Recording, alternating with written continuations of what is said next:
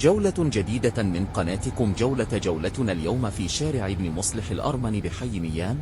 ميامي هي منطقة سكنية تابعة لشياخة سيدي بشر بحري بحي أول المنتزه بمدينة الإسكندرية في مصر. سميت بهذا الاسم نسبة إلى مدينة ميامي في ولاية فلوريدا الأمريكية.